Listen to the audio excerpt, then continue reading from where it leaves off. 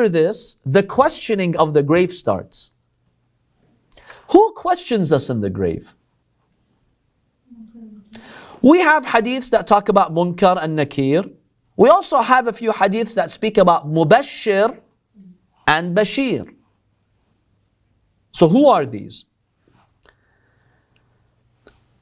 It is a sign of faith to believe in the interrogation of the grave. Some people reject that. There are some Muslims who reject that. There's nothing in the grave that would happen like that. And Imam al-Sadiq alayhi salam says, if you deny al-Musa'ala fil Qabr, if you don't believe that the questioning of the grave will happen, then you're not a Shia. It shows a deficiency in one's faith. So to be a true believer, we believe in this stage. That the grave is haqq, that the su'al munkar and nakir is haqq. That this is truth, it will happen. So Imam al-Sadiq alayhi salam tells us how this happens. And I'll share with you some hadiths about the questioning of the grave.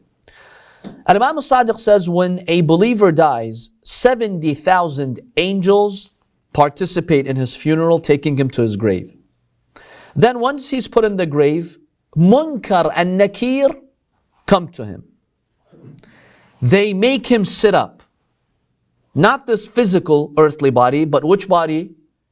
The temporary barzakh body, as we talked about. And they tell him, Man Rabbuk, who's your Lord? What's your religion? Who's your prophet? So he says, my Lord is Allah, my prophet is Muhammad, Islam is my religion. Once he passes, they basically expand his grave until it becomes an amazing garden, and they bring him his food and his rizq until the day of judgment. Here's an interesting hadith from the Prophet ﷺ. He mentions the same thing until he reaches the following. Who is your prophet? So the person says, Huwa Rasulullah, he's the messenger of Allah, Prophet Muhammad ﷺ. What do they ask him? Wama yudrik? How do you know? See, we think that you just need to be prepared. Okay, Allah is my Lord, Islam's my religion, Muhammad is my prophet. It seems from this hadith that you'll be asked to briefly explain why you believe in what you believe. Is it blind faith that you really have not understood, or it's true faith? So the angels who are interrogating you will ask you, okay, Muhammad is your prophet. How do you know he's your prophet? What's your proof? And how do you know the Quran is the word of God? See, you need to know. Not just blind faith, okay, just because mom and dad said so, because my society said so. Be prepared for this, my dear brothers and sisters. This is very important according to this hadith from the Prophet. وَمَا يُدْرِكْ? How do you know? So be prepared to give a simple answer. That you really know and you're confident that the Prophet is the Prophet of Allah subhanahu wa ta'ala. Because look, there are others out there in society who believe in other prophets and other religions and other books. Make sure your belief is based on logic, on a deep understanding of Islam. They'll be asking you that in the grave. Can you defend it? Learn how to defend it. If somebody asks you, okay, in 1 minute, tell me, why do you believe in Islam? Why do you believe in Quran? Why do you believe in the Prophet? Prove it to me. Even at a very basic level, be prepared to do that.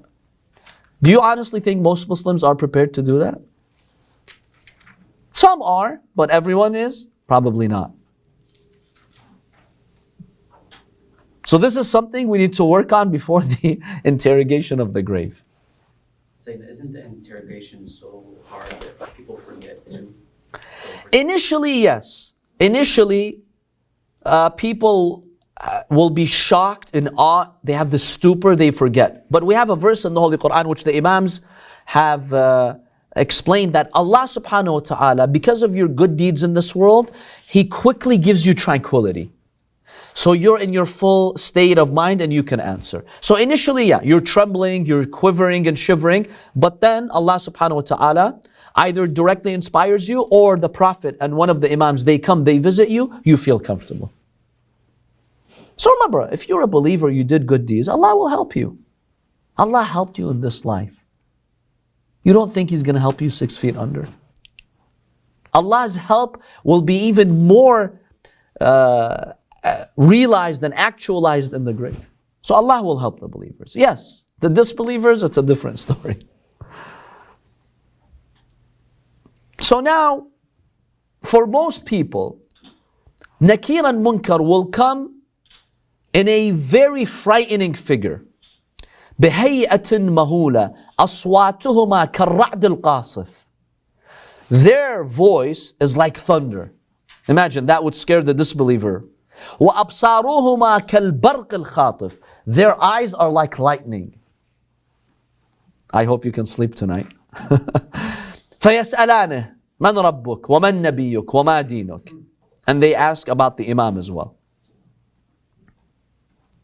If you want Nakir and Munkar to be your friends and to be compassionate, Al-Imam al-Sadiq alayhi salam says, As-Saduq narrates this from the Imam, if you fast 9 days of Sha'ban, mustahab fast, Munkar and Nakir will be your friend on your side and very compassionate. That's one of the effects of the mustahab fast of Sha'ban. 9 days in Sha'ban. Inshallah, this upcoming year, make it a goal to fast 9 days in Sha'ban. Every 3 days, fast. You'll get 9 days.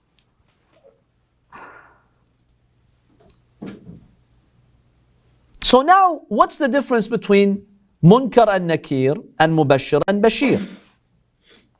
First of all, why is their name Munkar and Nakir, or according to some hadiths, Nakir and Nakir? Any ideas? They bring bad tidings. So Munkar basically means unpleasant in the Arabic language, something that's unpleasant. So they bring bad tidings.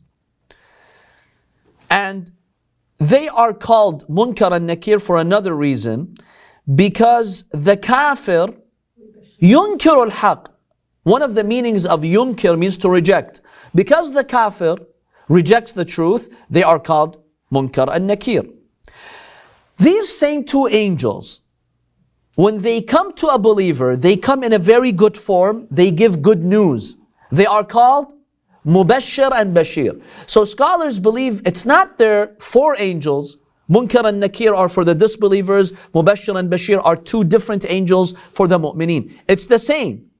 But when they come to the kafir, they're called Munkar and Nakir because of what's going to happen, the way they interact with the kafir. But when they approach the mu'min, they're called Mubashar and Bashir. So it's the same angels. So we have Munkar and Nakir, Mubashar and Bashir. There is another angel called Fattan al-Qabr, the one who really will interrogate you to a deeper level. Munkar and Nakir, keep it basic. These basic questions. Then, who takes charge to actually interrogate you about everything you did in life? Many scholars believe this is an angel called Ruman. Ruman Fattan al-Qabr. This angel is cited in a number of Sunni hadiths. We have one Shia reference that mentions him, which is a dua by Al-Imam Zayn al-Abidin alayhi salam, which you can find in Sahif al-Sajjadiyah. I think it's the 37th dua. He says, وَمَلَكَ الْمَوْتِ وَأَعْوَانِهِ وَمُنْكَرْ وَنَكِيرْ وَرُومَانْ فَتَّانِ الْقُبُورِ. So Imam Zayn al-Abidin mentions Ruman, the major interrogator of the graves. So what does he do according to some Sunni hadith? Because in our Shia hadith, we don't have much information about Ruman. It has been mentioned in some Sunni sources. What does he do? Basically, to summarize for you, what he does is the following. He tells the dead person who's now in this barzakhi body, write your deeds. Everything you've done in life, write it. He says, I don't have a piece of paper. What do you want me to write on? I don't have scrolls. What does Ruman tell him? Use your what as paper? Your kafan. Your kafan in this barzakh world will be used as the scrolls to write your deeds. He says, okay, I don't have a pen. He says, use your finger. It will be a pen. I don't have ink. Use your saliva. Not this earthly saliva. Remember, we're talking about the barzakhi body. So he writes his deeds. One hadith we have in our Shia sources captures a very sensitive moment. It says, when you're writing your good deeds, you write them quickly. You're happy. Because imagine, the angel is there, you're writing good deeds, I did these good deeds, so you're happy, you're proud. The hadith says suddenly you stop as you're writing the good deed. Suddenly you stop writing your deeds. So that angel says, why'd you stop? Did you forget? If you forgot, I'll remind you what you did in the world. The person says, no, I did not forget. He tells him, then why don't you write? He tells him, I'm ashamed to write that particular sin I committed in dunya. And that I didn't repent for. Because if you repent, Allah erases it. I'm ashamed of writing it. Do you know what the angel will say? The angel will say, Subhanallah, when you were on the face of the earth, uncovered, exposed, you had no shame. Now that you're here, 6 feet under, nobody's watching except me and you, you're ashamed to write it? How come you were not ashamed when Allah was watching you and you did it? So it's a difficult moment for those who struggled with sins and they never really properly repented. So we have references to Ruman, who is Fattan al-Qabr, and basically he questions us to be very specific with what we did and to write that. So what are we asked about? We did share a few hadiths from Munkar and Nakir. They asked about your Lord, Islam, religion. What else are we asked about? Number one, your salah. Once we finish with usul al-din, the branches of deen, furu' al-din, your prayer, your fasting, your zakah, which means the religious obligations like kafara, zakah, khums. And number four, hajj. They will ask about these particular four. Number five, the source of your income. How did you make your money? And how did you spend your money? This is something specifically asked in the grave by the angels. And number six, which is the most important one out of these five, what will you be asked about? The Imam says, وَعَنْ وِلَايَتِنَا أَهْلَ الْبَيْتِ, and the wilayah of Ahl al-Bayt. How much were you committed to the wilayah of Ahl al-Bayt in the world? Here's where the role of good deed comes, my dear brothers and sisters. If you have shortcomings in life, you're in trouble, but you were good to your salah, the salah in the grave says, I got you covered. I'll protect you as much as I can. The fast, the siyam, if you were good to your siyam, you were righteous, you were observant of it, will protect you. Your religious dues, the hajj. But the greatest protector out of these six, as the hadith from the Imam says, is al-wilayah. The wilayah says, here's the power of shafa'ah. You've got shortcomings, I'll take care of you. ما دخل عليك من نقص فعلي إتمامه. Or these other five, ما دخل عليكن من نقص فعلي إتمامه. I'll compensate for any shortcomings that you have. So here you really see the love of the Ahlul Bayt and the wilayah of the Ahlul Bayt. And following the Ahlul Bayt, it will help in the grave. We have many narrations about that.